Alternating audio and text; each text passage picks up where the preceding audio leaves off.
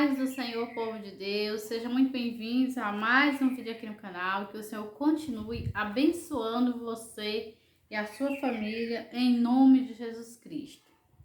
E hoje nós iremos aqui meditar na palavra de Deus, se encontra em Isaías 53, a partir do versículo 1. E eu convido você para nós meditarmos nessa palavra, que é uma palavra tão poderosa, tão maravilhosa. Mas antes de entrar na palavra de Deus, eu convido você para deixar o seu like, se inscrever no canal, deixar o seu comentário, se essa mensagem te ajudar. Diz assim a palavra de Deus: quem creu em nossa pregação? E a quem foi revelado o braço do Senhor? Porque foi subindo como renovo perante ele, como raiz de uma terra seca. Não tinha aparência nem formosura. Olhámo-lo, mas nenhuma beleza havia que nos agradasse. Era desprezado e o mais rejeitado entre os homens, homem de dores e que sabe o que é padecer. E como de quem os homens escondem o rosto, era desprezado e dele não fizemos caso, né? Aqui está falando exatamente do Messias que viria, né? A palavra do Senhor diz que João Batista, ele foi o primeiro a clamar no deserto, né? Anunciar que viria o Filho de Deus. E aqui ele diz: quem creu em nossa pregação? E a quem foi revelado o braço do Senhor? Eu creio que você está do outro lado porque você creu na pregação. E a você foi revelado o poder de Deus. A você foi revelado que Jesus é o Filho de Deus, que é o Salvador. E isso é algo muito maravilhoso, né? O homem conseguir crer na palavra de Deus é um presente de Deus. E aqui diz mais, porque foi subindo como renovo. A palavra do Senhor nos diz que Jesus, ele não tinha aparência, nem formosura, nenhuma beleza havia que agradasse, né? É por isso que muitos do povo de Israel rejeitaram Jesus, né? Porque ele era um homem, veio como um homem simples, né? Parecido com os demais judeus, né?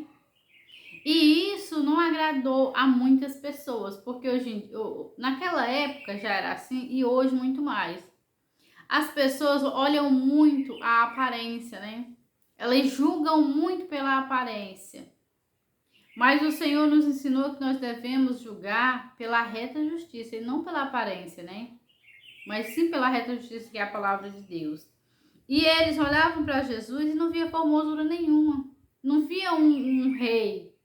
Eles não conseguiam ver em Jesus um rei como Salomão, como Davi, como Saul, né? Assentado no seu trono. Não, Jesus andava de jumento, andou de jumento. Jesus comia com pecadores, andava no meio do povo. E olha, meu querido, minha querida, que ele é o Filho de Deus, né?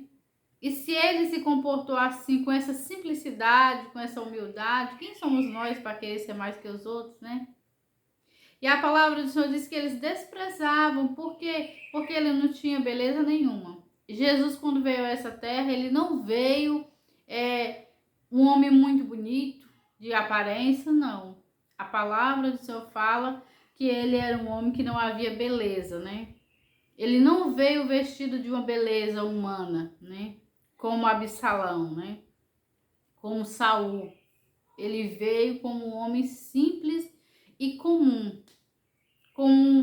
Parecido com qualquer um do povo judeu.